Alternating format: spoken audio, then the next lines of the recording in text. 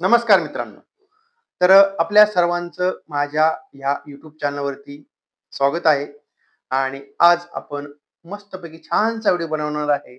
त्यामध्ये मी तुम्हाला सांगणार आहे का आपल्याला एखाद्या स्टॉकमधलं जे मोमेंटम आहे, ते नेमकी पॉझिटिव्ह आहे का निगेटिव्ह आहे, ते कसं ओळखायचं, आपल्याला ते कसं जाणून घ्यायचं, त्याची तुम्हाला साधी ट्रिक सांगणार आहे. त्याकरता हा सगळा व्हिडिओ पूर्णपणे बघायचा आहे. चांगला जर वाटला तर आपल्या मित्रांपर्यंत शेअर करायचा आहे आणि त्यानंतर आपल्या चॅनलवरती नवीन असाल तर चॅनलला सबस्क्राईब करायचं. आपलं टेलिग्राम चॅनल आहे, त्याची लिंक डिस्क्रिप्शनमध्ये खाली दिलेली आहे. त्या लिंकवरती जाऊन टेलिग्राम चॅनल सुद्धा जॉइन करायचं आहे. आता एकंदरीतच काय होतंय का आपण मार्केट ओपन झाल्यानंतर पहिल्या 5-10 मिनिटात गडबड करतो आणि मग कधी-कधी काय होतं का पहिल्या 5-10 मिनिटांमध्ये चांगली मूव्हमेंट पण होते आणि नंतर दिवसभर मार्केटमध्ये मूव्हमेंट दिसत नाही. पण का आता काय होतं मार्केटमध्ये असे काही खूप घाईचे ट्रेड असतात आणि किंवा काही खूप घाईचे ट्रेडर असतात आणि बाकीचे काही निवांत ट्रेडर असतात. पण जर आपण समजा निवांत ट्रेडर असाल, तर मग आपल्यासाठी ही ट्रिक खूप महत्त्वाची ठरणार आहे. आणि म्हणून मी तुम्हाला ही अशी ट्रिक सांगणार आहे, का ज्यामुळे आपल्याला मार्केटचं मोमेंटम कळेल. जर आपण एखाद्या याच्यावरती स्टॉकवरती जर ती ट्रिक वापरली, तर त्याची मोमेंटम कळेल. तर आपण एखाद्या आपल्या इंडेक्सवरती जर ती ट्रिक वापरली, तर त्याची तुम्हाला त्या ठिकाणी मोमेंटम कळेल. तर आता इथे आपण ह्या ठिकाणी जो मी तुम्हाला चार्ट लावलेला पहिल्यांदा करायचं काय आपल्याला चार्ट आपल्याला लावायचा ट्रेडिंग व्ह्यूवरती लावा आणि किंवा आपल्या मोबाईलच्या ॲपमध्ये लावला तरी पण चालेल. आणि इथे आपल्याला ही टाईम फ्रेम जी आहे ना, ही 30 मिनिटाची टाईम फ्रेम घ्यायची.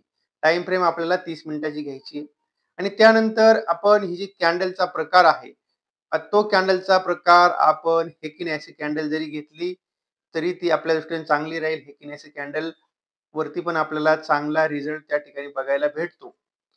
ओके.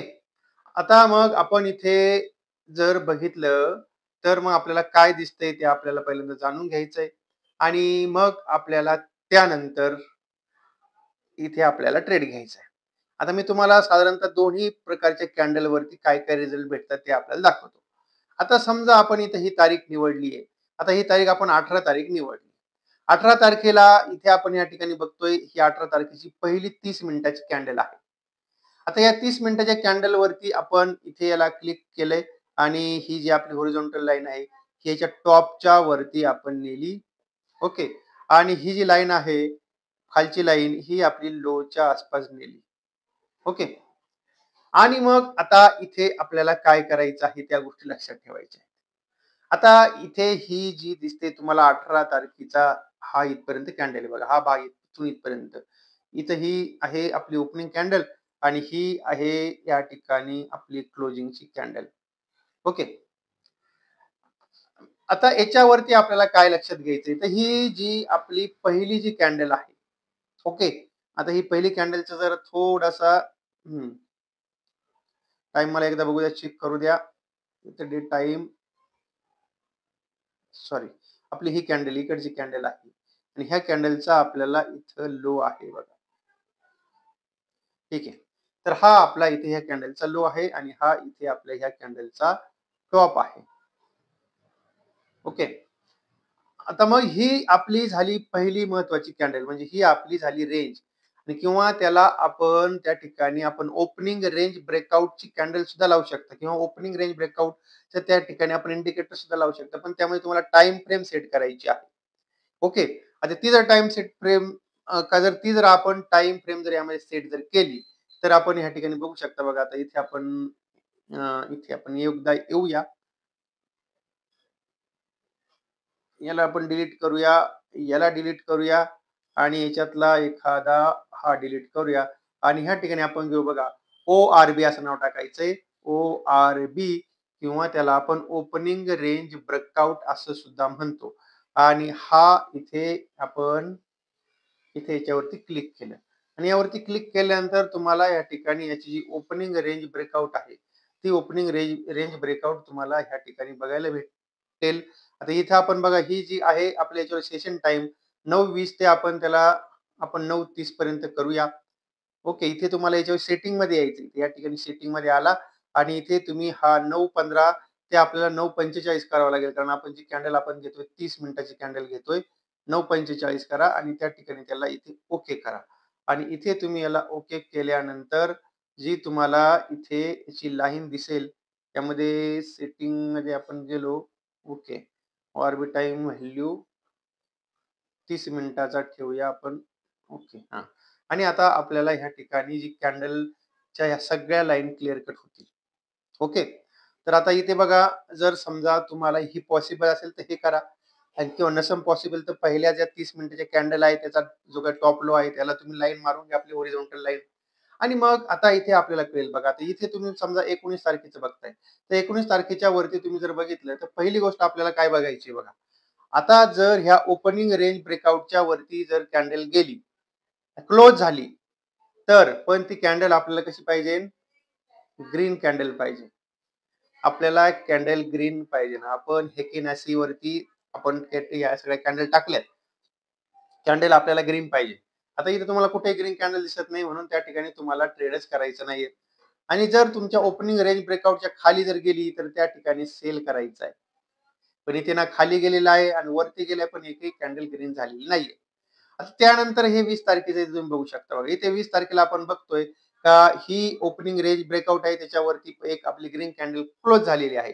त्यावेळेस आपल्याला हा ORB चा जो आपला लो आहे, म्हणजे ओपनिंग रेंज ब्रेकआउट कॅन्डलचा जो लो आहे, तो लो आपल्याला त्या ठिकाणी आपला स्टॉप लॉस ठेवायचा आहे. त्यानंतर तुम्हाला बघायला भेटलंय तर इथे आपल्याला मोठ्या प्रकारे तेजी बघायला भेटलेली आहे.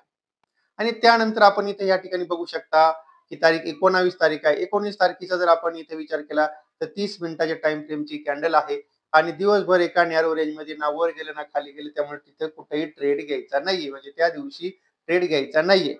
आणि त्यानंतर इथे तुम्ही बघू शकता काय दिसते तुम्हाला. हं. हे कुठून आलं मध्ये? ओके.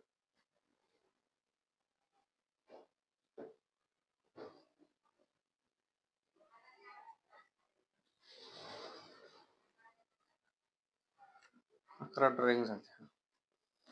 आता इथे तुम्ही बघू शकता, ही 18 तारीख झाली.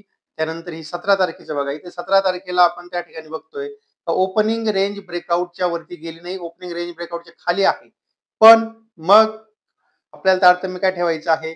जर ग्रीन कॅन्डल असेल वरती तर बाय करायचं आहे आणि जर रेड कॅन्डल असेल खाली, वरती ग्रीन कॅन्डल असेल तर बाय आहे. रेड कॅन्डल खाली असेल तर सेल आहे. पण इथे तुम्हाला कुठे रेड कॅन्डल दिसते का क्लोज झालेली? नाहीये. म्हणजे तुम्हाला त्याही दिवस आपण बघतोय का संपूर्णपणे रेंज बाउंड हा सगळा ट्रेड होता. म्हणजे तिथेही तुम्हाला त्या ठिकाणी ट्रेड घ्यायचा नाहीये. आणि आता इथे या ठिकाणी 16 तारखेला तुम्ही बघू शकता. 16 तारखेला ओपनिंग रेंज ब्रेकआउटच्या वरती गेल्यानंतर तुम्हाला मोमेंटम बघायला भेटलेला आहे. कमीत कमी ₹15 तरी मोमेंटम बघायला भेटले. आणि त्यानंतर आपण इथे बघू शकता, इथे बघा. आता इथे 12 तारखेचा आहे. ओपनिंग रेंज ब्रेकआउटच्या खाली आली. रेड कॅन्डल इथे आपल्याला या ठिकाणी झालेली आहे. आणि त्यानंतर आपल्याला दिवसभर मग आपल्याला मोमेंटम निगेटिव्ह राहिलेला आहे. असंच जर तुम्ही बघितलं या ठिकाणी तर इथे तुम्हाला ह्या ठिकाणी चांगल्या प्रकारे अंदाज करता येतो. मग याला आपण काय म्हणूया? ORB म्हणजे ओपनिंग रेंज ब्रेकआउट. आणि ते जर नसेल जमत असेल तर त्या ठिकाणी आपल्याला हॉरिझॉन्टल लाईन आपण टाकू शकतो. आता हे मी तुम्हाला दाखवलेलं आहे आपल्या हेकनाशी कॅन्डल वरती. आता आपल्या याच्या रेग्युलर कॅन्डल वरती जरी बघितलं तरी तुम्हाला सेम त्या ठिकाणी बघायला भेटतील गोष्टी आणि त्यामध्ये काही तुम्हाला फरक पडणार नाही. पण आता इथे आपल्याला मग गोष्ट लक्षात ठेवायची आहे.